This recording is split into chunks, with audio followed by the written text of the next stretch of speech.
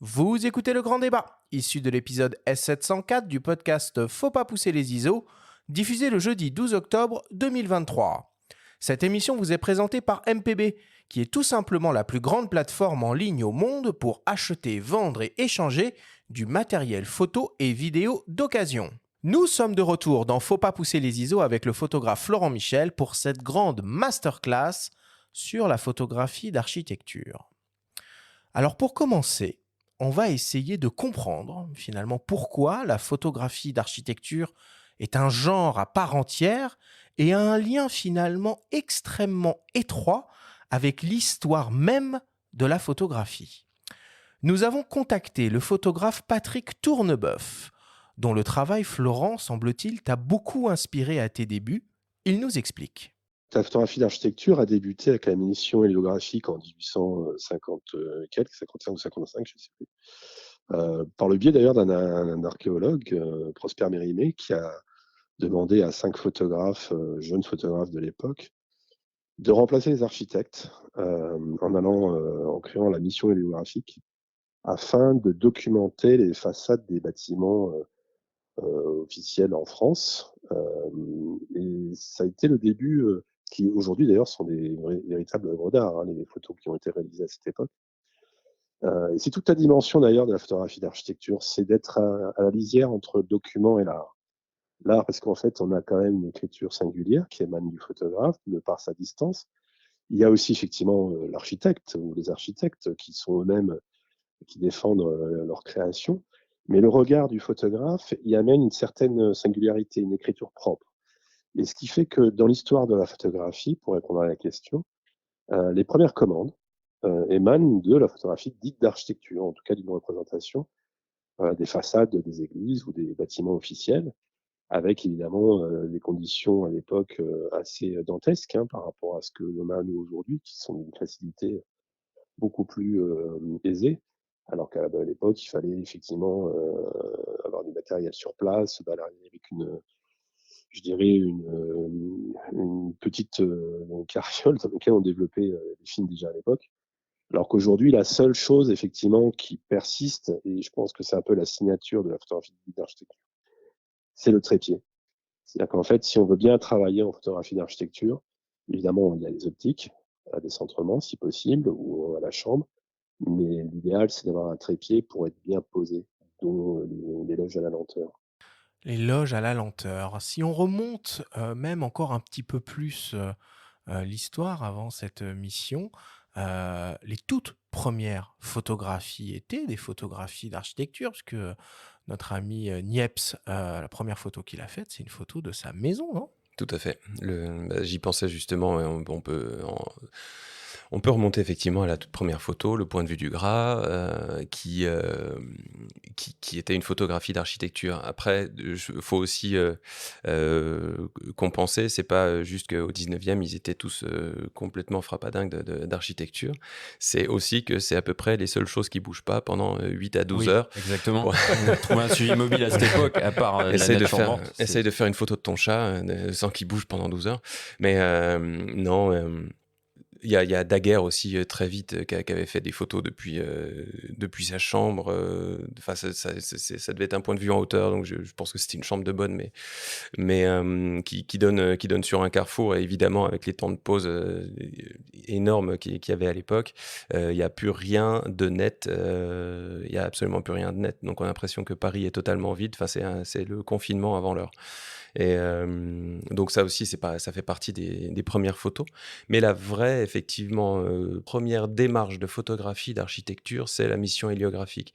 Je suis content que Patrick, en ait parlé. Moi, c'est un moment de la photographie qui m'intéresse énormément. Mmh. C'est en 1851.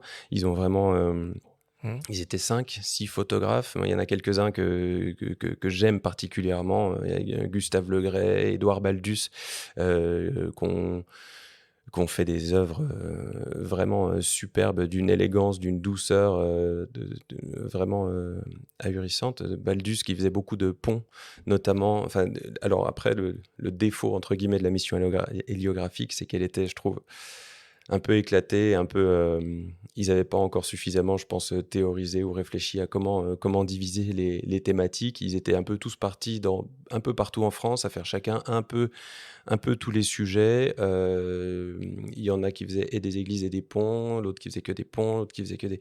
Donc, enfin bon, bref. Je trouve que ils auraient pu diviser un petit peu plus clairement les missions, justement.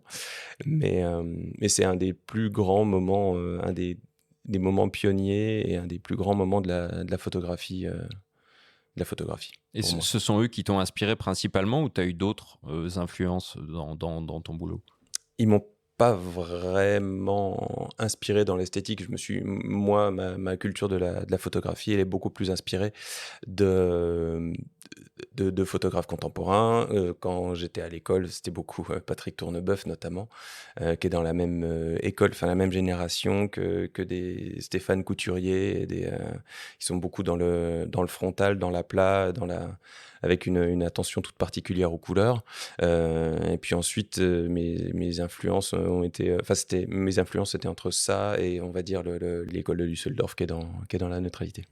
Et alors du coup, si on essaye un peu de théoriser les choses, c'est quoi le lien finalement qu'il y a entre le photographe d'architecture et l'architecte? Est-ce que l'un sublime le travail de l'autre ou est-ce que l'un est au service de l'autre? Ou les deux en même temps? L'architecte est au service du photographe, évidemment. Il y a différents niveaux de travail, ou de perception du métier de ce type de photographie. Moi, je me considère un peu comme un artisan d'art qui travaille au service et avec un autre artisan d'art. Pour moi, c'est le croisement de deux savoir-faire, de deux points de vue, de deux compétences. Est-ce qu'il y a un dialogue qui s'instaure entre toi et l'architecte? Est-ce que, par exemple, l'architecte va te dire, bah tiens, je pense que ce bâtiment-là, ce serait bien de le mettre en valeur sous tel ou tel angle, ou toi, au contraire, tu vas peut-être dire, bah, moi, j'imagine plutôt comme ça. Est-ce que ça existe? En fait, il y a autant de types de commandes que de types d'architectes. Donc, chacun a sa façon de te passer la commande. Moi, la commande que j'aime bien avoir, c'est voilà ce que j'ai essayé de dire ou de faire avec mon bâtiment. Enfin, et c'est tout, en fait. Et qu'on me donne aucune contrainte, aucune consigne spécifique. Et en fait, c'est moi, mon savoir-faire, qui permet de dire ça, de dire ce que souhaite l'architecte.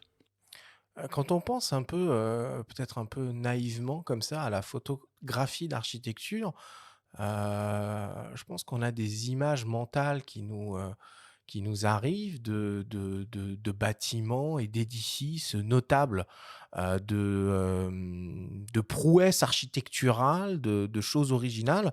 Est-ce que la photographie d'architecture, finalement, n'a de valeur que si elle représente des bâtiments ou des édifices qui sont des œuvres d'art d'architectes à part entière?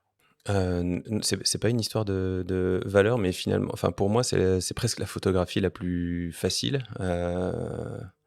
C'est la photographie la plus facile à faire quand tu as un bâtiment qui est particulièrement démonstratif, qui est haut en couleur, avec des volumes incroyables, t'as presque rien à faire. Moi, je trouve que la vraie valeur de la photographie, la vraie valeur ajoutée d'un photographe d'architecture, elle se situe quand justement c'est des bâtiments qui sont pas évidents, quand c'est du logement en banlieue, quand c'est des bâtiments qui ont l'air de rien en fait. Tu as des exemples plus précis en tête de travaux que tu as déjà fait? Oui, alors, j'ai eu une très belle commande l'année dernière pour le ministère de la Culture, qui a un label qui s'appelle Architecture contemporaine remarquable.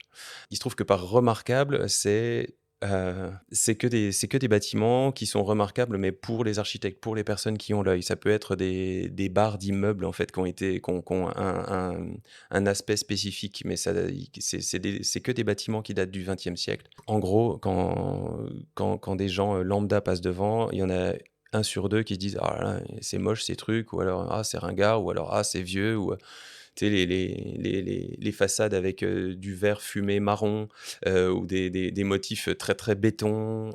Et alors que c'est des bâtiments magnifiques, qui ont fait vraiment avancer l'architecture, et qui ont dessiné une ville qui, à l'époque, était vraiment au top du top. Ah, on peut penser, je sais pas, un peu, par exemple, à Cité Paradis, à Marseille, qui était signé Le Corbusier. Mais bon, La, voilà, si tu, après, si la tu cité regardes radieuse, ouais. Cité Radieuse, pardon, pas Cité Ouais, Paradis, ouais, ouais. ou ces séries de bâtiments qu'il y a à Noisy-le-Grand, ou même, j'étais en week-end là-bas la semaine dernière au Havre, où finalement, après la reconstruction, tout Et le ben, centre-ville a été classé patrimoine mondial c'est exactement ça. de l'UNESCO, quoi. C'est exactement ça. C'est des trucs qui aujourd'hui enfin, ça a l'air de grosses barres lourdes, pas accueillantes ou pas. Et en fait, dès que tu cherches un tout petit peu à les comprendre, tu t'aperçois que c'est des bijoux. C'est là que c'est chouette de prendre le temps. Cette commande du ministère de la Culture, moi, elle m'a permis vraiment de prendre le temps pendant l'équivalent d'à peu près un mois de passer mes journées entières à regarder des bâtiments comme ça que, si tu veux, il y a un architecte sur 2 qui a dessiné ça qui est mort maintenant, donc c'est pas eux qui vont me passer la commande. Donc ça, c'était vraiment Mais comment tu l'esthétises en photographie? Est-ce que ça veut dire qu'il y a... rien que prendre le temps de les regarder, attendre aussi qu'il y ait la bonne lumière. C'est aussi beaucoup un jeu de patience, la photographie d'architecture. T'es avec ton trépied et tu regardes le soleil passer. Rien qu'essayer d'isoler le bâtiment, prendre le temps de le regarder, attendre qu'il y ait la bonne lumière. Après, le bâtiment fait le reste, en fait. Il parle de lui-même. À partir du moment où tu as donné au spectateur la possibilité, le cadre idéal pour regarder précisément un bâtiment, il prend le temps de le regarder.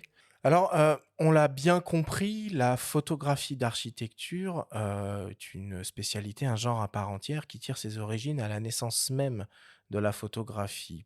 Pourtant, heu, ce genre photographique est tout de même nettement moins prisé que d'autres et les photographes d'architecture sont ultra spécialisés.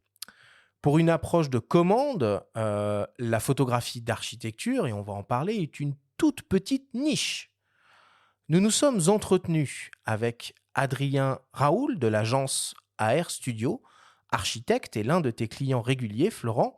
Il nous parle de son lien avec la photographie et pourquoi c'est important pour lui de travailler avec des photographes professionnels. On l'écoute. Nous, notre métier, donc, c'est de créer des bâtiments et en l'occurrence, pour parler de ces bâtiments à des gens qui n'ont pas, la possibilité ou l'opportunité de les visiter et donc de bien comprendre, tout l'intérêt de ce qu'on a fait, le moyen, principal, c'est de leur donner des photographies. Et donc c'est dans ce contexte-là qu'on a fait appel notamment à Florent Michel.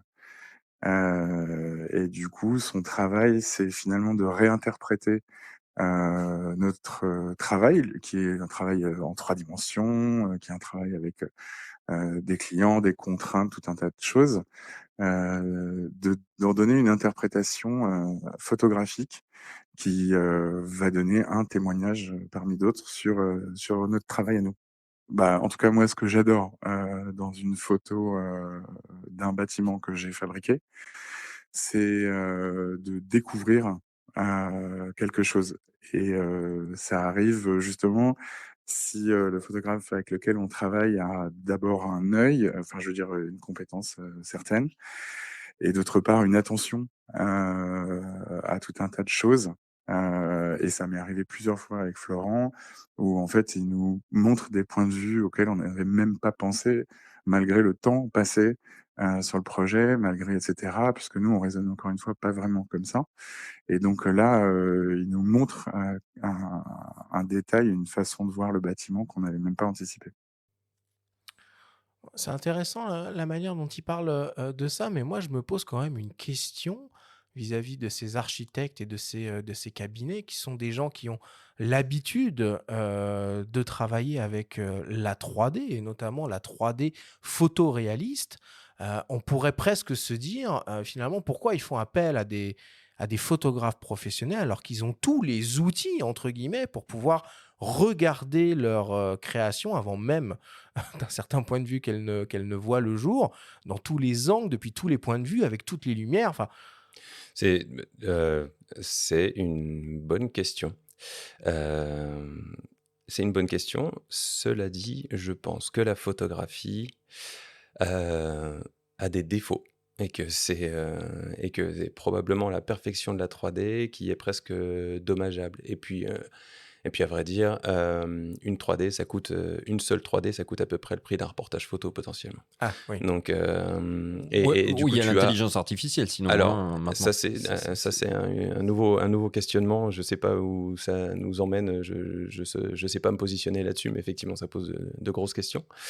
Mais maintenant, la 3D, non, d'une part, elle est chère, mais ensuite, elle permet pas d'avoir toute la diversité que la photographie permet d'avoir. Et moi, je pense que le défaut, enfin le défaut, pas forcément le truc moche, la poubelle qui traîne, mais la personne qui arrive à un moment incongru, ou la petite vieille qui a une attitude pas possible, enfin, toutes ces choses-là, c'est des choses qui sont difficiles à inventer en 3D.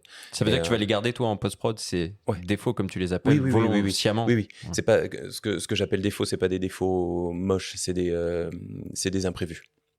Et quand on te passe commande, quand un architecte te passe la commande d'un reportage, alors que ça soit d'ailleurs un reportage sur la construction, parce que ça c'est un truc qu'on voit aussi Ouais, le chantier, assez ouais. souvent, ou un reportage sur la réalisation finale, qu'est-ce qu'il en fait? À quoi ça lui sert ces images-là? Ça, c'est de la communication immédiate pour dire, regardez, ben, comme on fait tous dans nos métiers, on a besoin de dire, regardez, je suis actif, voilà ce qui se passe à l'heure actuelle. Accessoirement, le chantier, c'est vraiment une très belle étape. Enfin, c'est un truc, c'est très brut. Il y a plein d'éléments à aller chercher. Il y a du bordel, quoi. Il y a mais du bordel que si tu arrives à l'organiser, ça peut rendre des choses particulièrement esthétiques. Ben, Stéphane Couturier, dont je parlais tout à l'heure, c'est son cheval de bataille, quoi. C'est avec ça notamment qu'il a fait beaucoup de photos connues en organisant le bordel et en le rendant particulièrement esthétique. Alors tu parles de photos connues justement, est-ce que la photographie d'architecture a une place sur le marché de l'art et dans les galeries, où ça reste quand même principalement un travail de commande? Pour moi, c'est principalement un travail de commande et quand elle est sur le marché de l'art, c'est pas spécialement en tant que photographie d'architecture, mais c'est où l'architecture a une place très forte. Je pensais à Andreas Gursky, par exemple, Ouais. qui est hyper frontal, qui a toujours, c'est souvent des structures, imaginées ou non, mais enfin, c'est toujours, il y a un rapport très fort à l'architecture. On peut pas dire que Gursky soit un photographe d'architecture à Mmh. proprement parler. Les Becher, Bernd et Hilla Becher, quand ils valent très cher à l'heure actuelle sur le marché de l'art, c'est pas simplement en tant que photographe d'architecture, c'est en tant que théoricien de l'art presque qu'on réussit à réduire au strict, enfin qu'on réussit à épurer au maximum la photographie et comment on fait ressortir un objet et comment on essaye d'être objectif, enfin une nouvelle objectivité prétendue sur un objet. Il y a une presse magazine qui est forte dans ce domaine-là. Enfin, Le magazine d'architecture, ouais, est encore assez présent, encore assez beaucoup dynamisé par il y a des tas de publicités, il y a des tas de financements derrière qui sont encore assez présents parce que bah, le bâtiment, d'une manière générale, est un secteur assez dynamique. On verra ce que ça donne dans les années à venir au vu du marché actuel. Mais bon, c'est pareil. Ça, c'est comme l'intelligence artificielle, c'est des secteurs que je laisse aux autres. sur des plaques mouvantes. Ouais. Bon, on va rentrer maintenant dans le vif du sujet et aller sur le terrain avec toi, Florent, puisque la photographie d'architecture, hein, c'est évidemment une photographie de terrain et on va commencer par parler un peu matos et faire la petite liste idéale du matériel que tout bon photographe d'architecture doit avoir sur soi. Pour commencer, toi, tu travailles avec quel genre d'appareil photo? Un réflexe. Et c'est quel modèle de réflexe que tu utilises? C'est un 5D Mark IV. 5D Je Mark IV. suis, Ok. je suis sur le point de passer T'es à. pas passé à l'hybride? Je suis sur le point. Il y a un gap financier une petite étape à passer. Mais non, j'ai vraiment envie de prendre le temps de me poser, et de regarder, de regarder. En fait, j'hésite beaucoup entre le R5 et le R6, qui ont tous les deux Ok. des compétences très différentes. Et en fait, il me faut la moitié de l'un et la moitié de l'autre. Et donc c'est un peu compliqué à ce niveau-là. Ouais, ça tombe bien, le 5D Mark IV en définition, il est entre les deux. Bah, c'est ça. T'es à 30 millions. C'est exactement Si ça. tu vas sur le R6, tu descends, le R5, tu montes. Exactement. Il faut faire un choix, quoi. Exactement. Et puis pour les rares fois où j'en ai besoin pour la vidéo, c'est vrai que c'est pareil, les deux boîtiers sont assez différents. Donc voilà, j'ai du mal à trancher. C'est important l'ultra haute définition en photo d'architecture? Moi, je suis pas un grand fan. Je suis pas trop dans la course des millions de pixels. C'est presque plus une contrainte de mon point de vue. Juste parce que c'est des fichiers lourds, parce que c'est du stockage, parce que c'est pour toute la suite.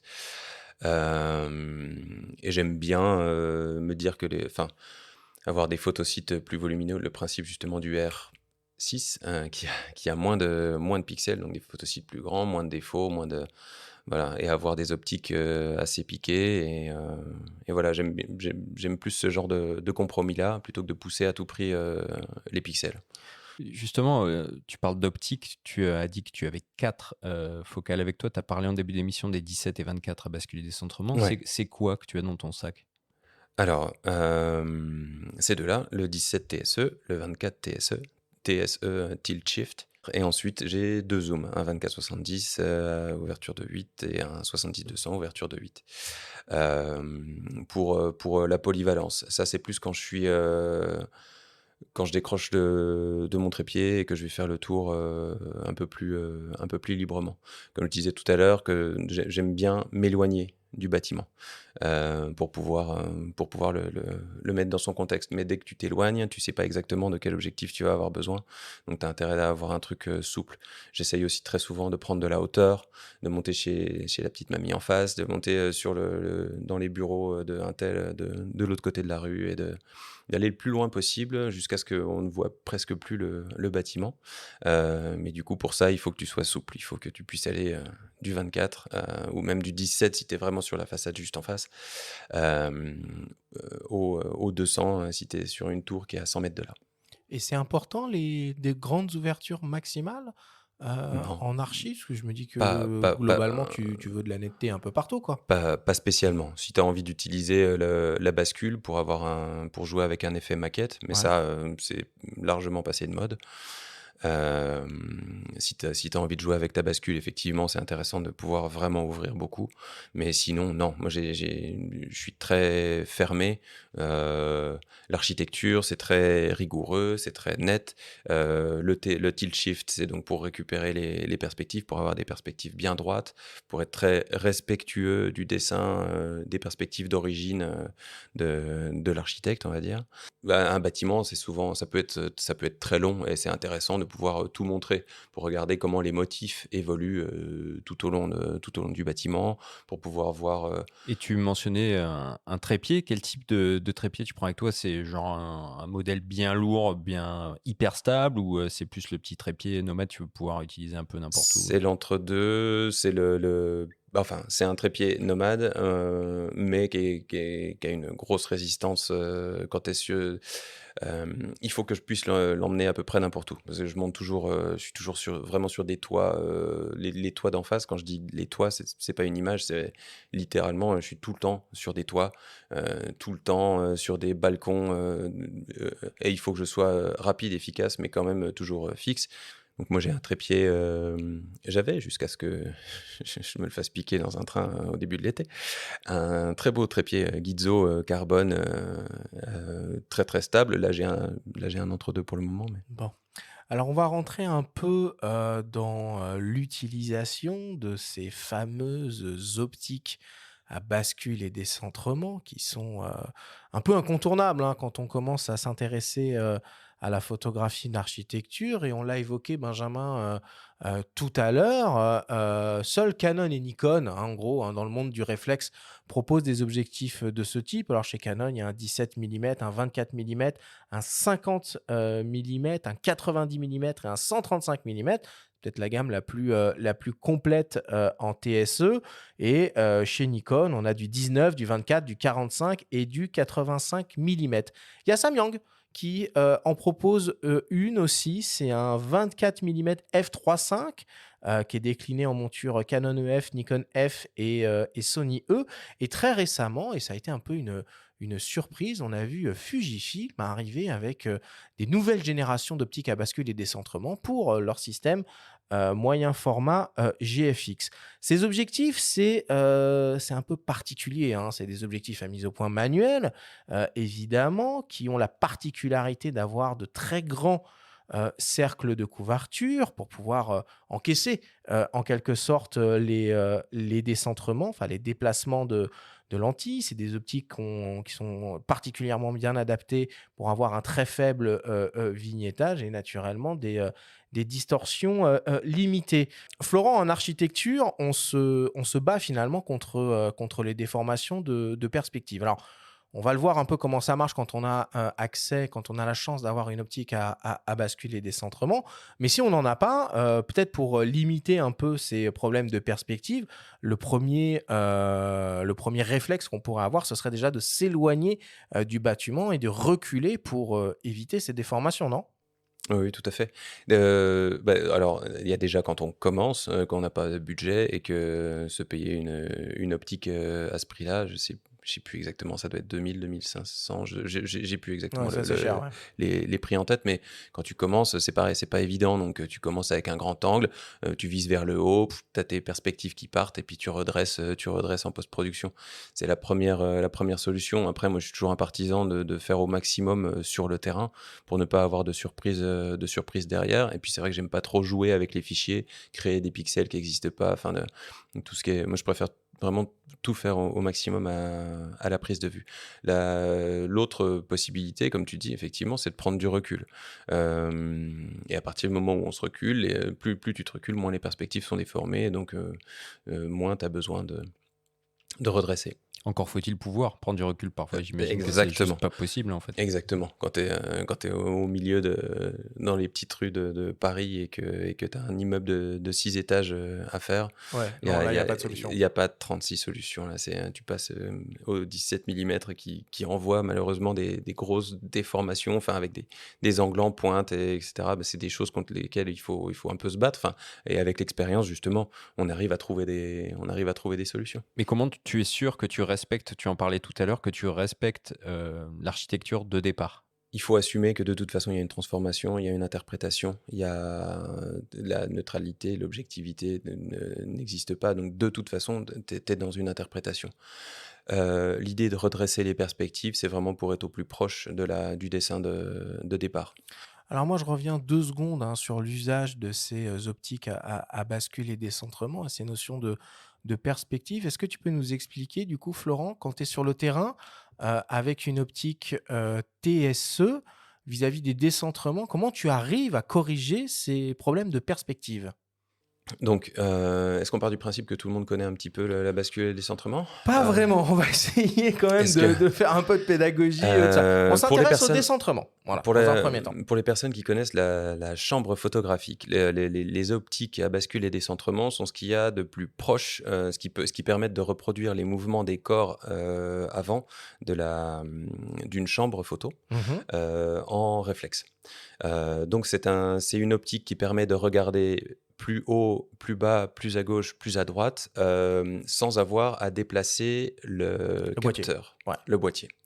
Euh, En gros, Mais l'idée, on- c'est que on- quand tu es face à un bâtiment, que tu es trop près, que tu pointes du coup donc ton appareil un peu vers le haut pour pouvoir avoir l'intégralité de ton bâtiment sur ton image, le fait de pouvoir réussir à lever de quelques millimètres l'objectif permet de venir rabattre en quelque sorte le haut du bâtiment à l'endroit où il doit être sur l'image et qu'on ait des verticales qui soient verticale, pour Exactement. le coup.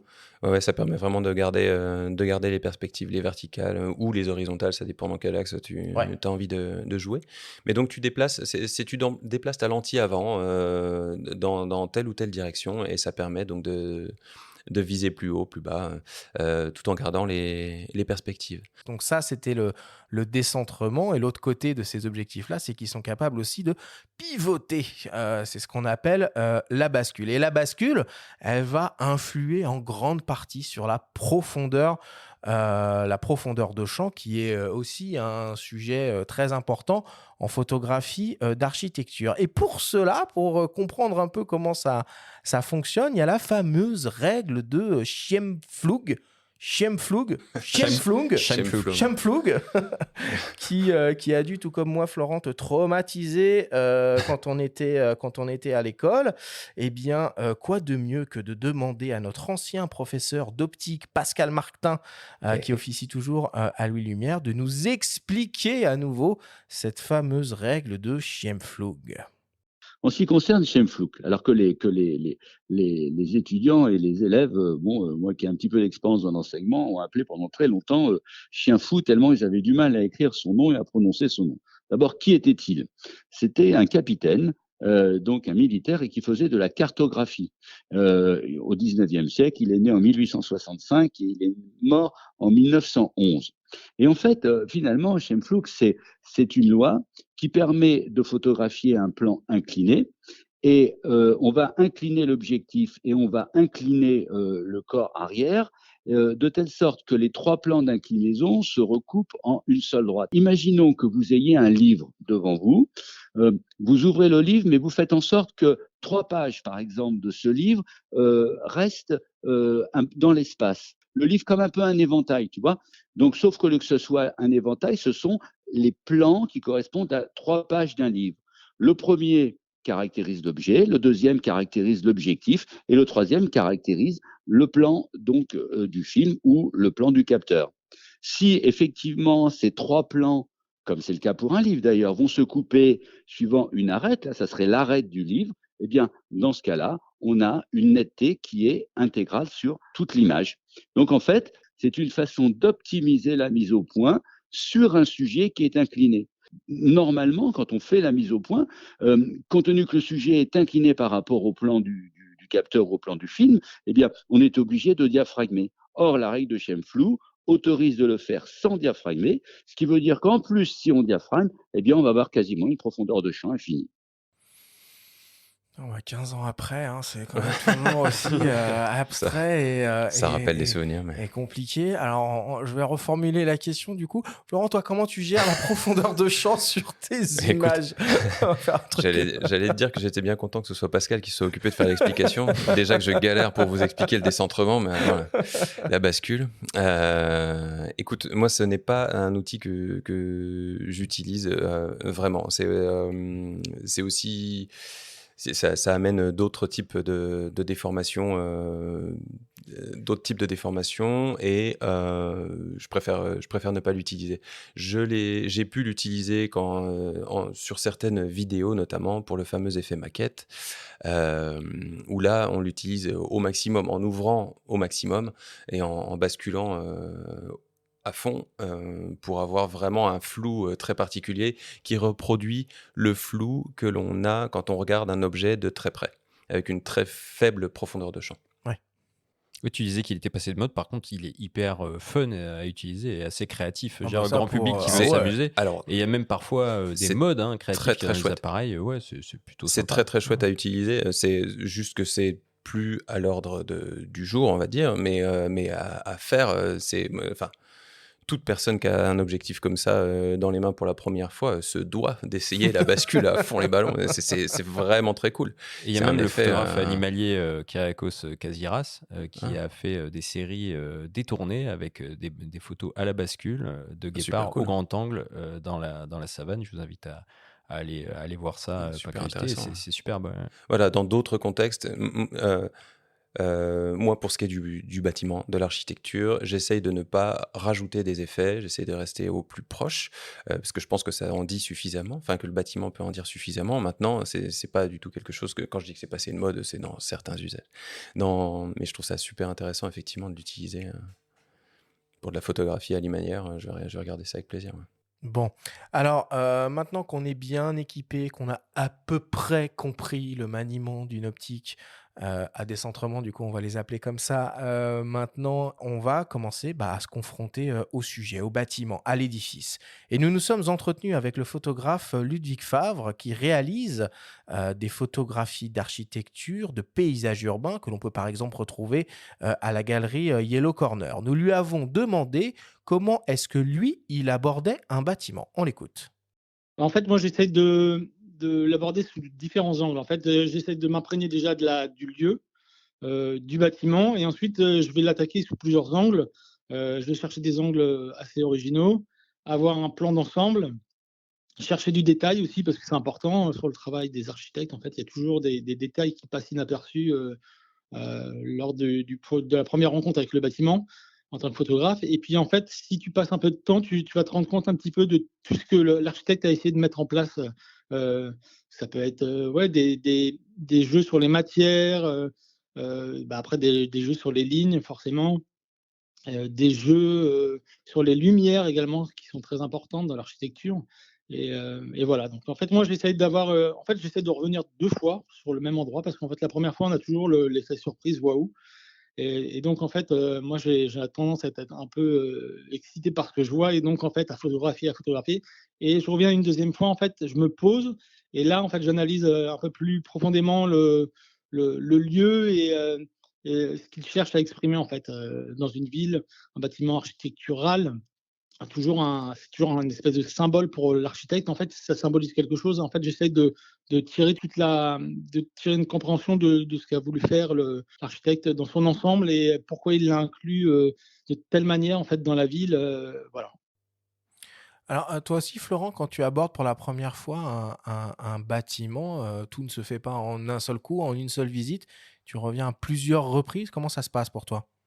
J'essaie de faire une journée par bâtiment, mais je rejoins vraiment ce que dit Ludwig, c'est que c'est avec le temps qu'on arrive vraiment à comprendre. Il y a pas de secret. Quand tu es pressé, impatient, ce que je peux très souvent être, j'ai appris à ne plus l'être pour l'architecture, parce qu'il y a pas de secret. Il y a vraiment que le temps qui te permet d'intégrer complètement ce que l'architecte a voulu dire. Mmh. Mais je suis pas mal comme Ludwig, en deux phases, avec le matin où je suis un peu plus à partir dans plusieurs directions, à sauter à l'évidence, à regarder, bam, cette excroissance incroyable, cette couleur dingue, tel ou tel motif assez évident.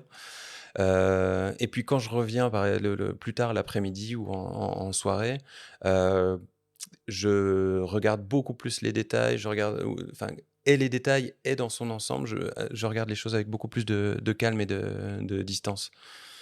Mais est-ce qu'il y a des saisons et donc du coup des lumières qui s'y prêtent plus, ou en tout cas que toi tu vas préférer pour la pratique, ou c'est vraiment finalement n'importe quelle saison tu peux pratiquer de la photo d'architecture? Toutes les lumières de toutes les saisons sont intéressantes. Il y a des moments qui sont plus ou moins courts ou plus ou moins longs, des moments intéressants ou problématiques qui sont plus ou moins longs ou courts en fonction de la saison. En été, tu as un gros gap de 4-5 heures en plein milieu de journée où franchement, quand tu regardes les photos, tu as Ouais, ça sert l'impression, à rien, quoi. tu crèves de chaud, tout est ultra contraste, il y a des ombres portées de partout, c'est plombé, quoi. Donc ce moment est très long dans la journée en été, en hiver beaucoup plus réduit, et de fait la lumière est beaucoup moins zénitale, beaucoup moins plombante. De toute façon, mes lumières préférées sont les couchers de soleil, il y a des nuances différentes en été ou en hiver, mais enfin pas le coucher de soleil, pardon, les 20 à 30 minutes qui suivent l'heure exacte du coucher de soleil. Non, parce qu'on peut peut-être penser naïvement que parfois la lumière zénithale peut être un atout, surtout dans un environnement urbain où tu vas avoir un bâtiment qui va être entouré de plein d'autres de même taille et donc recevoir forcément moins de lumière à d'autres moments. Et donc, ça va être le seul moment où il va peut-être être éclairé quand le soleil Alors, est au zénith. ouais, tout à fait. Sauf que euh, tu n'as pas forcément intérêt, enfin, moi en tout cas, je n'aime pas forcément avoir de la lumière directe sur ma façade. J'aime presque plutôt être tout le temps à contre-jour. Ça met plus en avant certains volumes, ça met ça fait des lumières rasantes sur les arêtes et ça te fait des ciels moins bleu, azur, moins, quand t'es à contre-jour, ça te fait tout de suite des ciels beaucoup plus délavés, que j'ai même tendance à accentuer justement au développement, parce que j'aime pas trop les saturations de couleurs. Je suis plus sur des images assez calmes, où justement, toujours pour en revenir à laisser le bâtiment parler de lui-même. Parce que si le point de vue est bon, si la lumière est bonne, a priori, le bâtiment parle tout seul. Mais j'imagine qu'il y a aussi tout un travail de repérage et de préparation en amont de ta venue. Est-ce que tu essayes d'anticiper la lumière, comment elle va être, comment elle va réagir sur le bâtiment par rapport à ce qu'il y a autour? Avec quoi tu fais ça? Je sais pas, il y a des Ouais. applications, Ah bah, boussole, Google Earth, j'imagine aussi que la météo, c'est un vrai sujet? mes 2 exactement, ouais, ouais, ouais. Bah, mes 2 amis principaux, c'est Google Earth et des applications météo. J'en ai pas une en particulier parce qu'en fait, il faut toutes les recouper parce que vous avez déjà eu affaire à ça. On vous promet un week-end de super beau, puis il flotte, mais faut pas aller au Havre aussi en week-end, c'est pas Ah, il faisait très c'est beau. pas Il faisait très, très beau, on s'est baigné même, Il tu fait vois? très souvent beau, contrairement à ce qu'on peut Non, croire. non, ouais, c'était juste pour reprendre l'exemple de tout à l'heure. Non, non, mais on peut avoir souvent des déconvenues avec la météo, donc bref, je recoupe plein d'applications. Et pour ce qui est de la course du soleil, je la mets toujours en perspective avec une carte, avec Google Earth simplement, où je regarde comment est axé le bâtiment et du coup quelle façade va être intéressante à quelle heure. Euh, et je fais également un repérage en 3D sur Google dans les villes qui sont scannées en 3D pour pouvoir justement, toujours pour en revenir à la même chose, regarder les points de vue alentour, les tours qui sont à quelques encablures de là, sur lesquelles je pourrais peut-être monter. Voilà, c'est comme ça que j'essaie de faire mes repérages. Et justement, tu parles de point de vue. Selon toi, c'est quoi les... Alors, évidemment, ça doit dépendre des types d'édifices que tu veux photographier et ça doit dépendre naturellement aussi de l'environnement dans lequel cet édifice se trouve. Mais grosso modo, toi, ce que tu essayes, c'est d'avoir le plus de recul possible. Est-ce que tu essayes de te mettre à niveau? Est-ce que tu essayes de te mettre au sol? Est-ce que tu essayes de prendre de la hauteur? C'est quoi, selon toi, le point de vue idéal pour photographier un édifice? Alors, je parle dans son ensemble, hein, évidemment. J'essaie très souvent d'avoir un point de vue moyen, on va dire, d'un spectateur lambda, d'un passant lambda. C'est-à-dire que je le mets à une hauteur moyenne, je sais pas, ça doit être à peu près 1,70 m, une Ok. hauteur À hauteur d'yeux normaux. ouais, c'est ça, très moyen, pour que chacun puisse se projeter. Il y a d'autres archis qui prennent, qui ont des trépieds immenses, qui se promènent toujours avec un trépied, et pourquoi pas, évidemment. Et ça fait partie de l'exercice, justement, de permettre aux spectateurs de ta photographie alors, d'avoir une vision globale du bâtiment, mais d'avoir cette notion de taille et d'échelle. Je sais que dans beaucoup de photographies d'architecture, tu l'as un peu évoqué tout à l'heure, on laisse de temps en temps des personnages ou des repères visuels connus qui permettent aux spectateurs de se rendre compte de la taille Ouais. du bâtiment. C'est important, Ben, ça, tu penses? un passant, un utilisateur. Alors, il y a eu une évolution sur l'esthétique globalement de la photographie d'architecture où années 80, 90, début 2000, on était vraiment focalisé sur l'objet architecture, un volume, des couleurs, des textures. On s'en foutait plus ou moins qu'il y ait du monde dedans. Ça fait quand même un paquet d'années où la mode. J'arrête pas de parler de mode comme si j'étais obsédé par ça, mais disons que la tendance va plus vers des bâtiments habités ou vécus. Moi, je suis vraiment pour mettre du monde dans les bâtiments parce qu'un bâtiment, c'est quoi? C'est un toit au-dessus de gens. De personnes qui sont censées l'utiliser, que ce soit une école, des logements, ce que tu veux. Et c'est ce qui va générer ces fameux défauts dont tu parlais tout à l'heure, notamment par rapport à une maquette ou une modélisation. C'est ce qui va donner vie un peu au bâtiment quelque part. Complètement, des imprévus, des imprévus. C'est des formes de vie. De temps en temps, si c'est un chat ou un chien qui passe, ça me va aussi, parce que c'est un élément, c'est pareil, ça donne une échelle, puis c'est la vraie vie, quoi. Et si on rentre aussi un peu dans le détail de tes réglages techniques sur le terrain, bon, naturellement, j'imagine que tu travailles en RAW, mais parle-nous un peu des ouvertures que tu utilises et justement cette recherche de piqué et de netteté que tu souhaites avoir dans tes images. Tu utilises quel type d'ouverture quand tu prends tes photographies? J'essaye d'avoir beaucoup de netteté, notamment quand je suis au grand angle. Quand on est très serré sur des détails, au 70 ou au 200, la notion de profondeur de champ est un peu différente. Donc je la travaille un peu différemment. Je suis moins focalisé sur l'ouverture, je suis plus sur le temps de pause presque et donc ça permet quand tu es à 200 très, très distant d'être sûr de ma netteté. Voilà, parce que j'aime beaucoup aussi pouvoir être à main levée pour gagner en liberté aussi. Le trépied, ça reste un outil quand même lourd.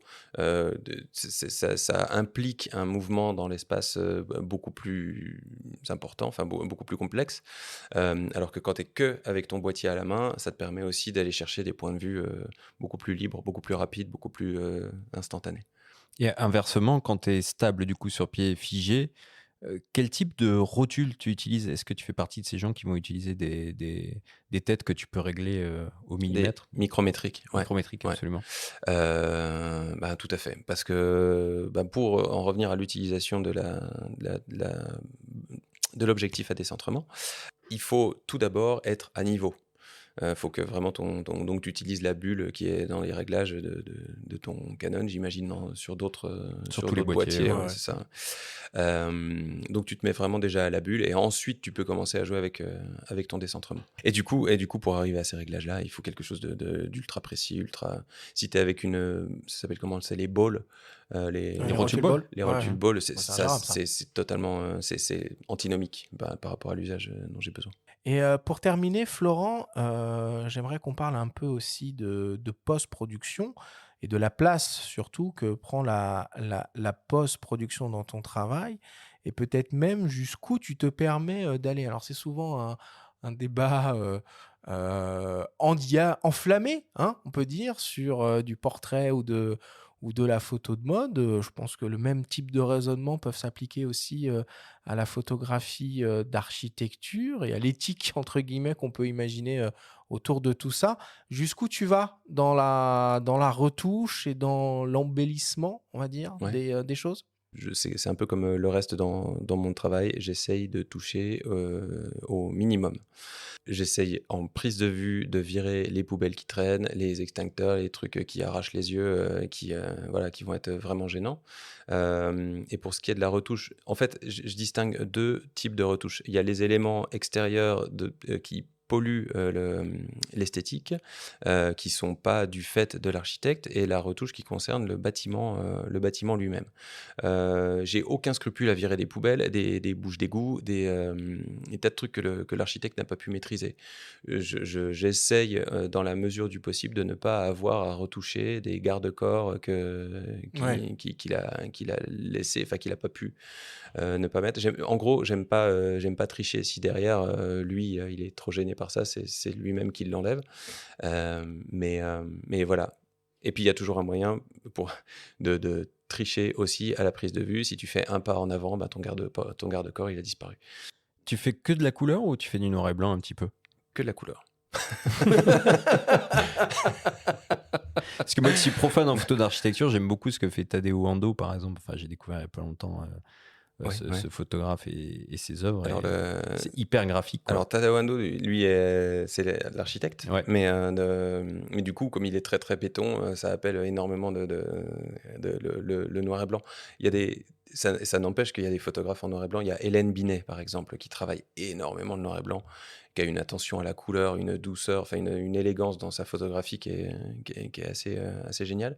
Euh, mais je pense qu'on s'éloigne, enfin, ou qu'on passe à côté de tout un pan du projet, d'un bâtiment, si on reste uniquement en noir et blanc.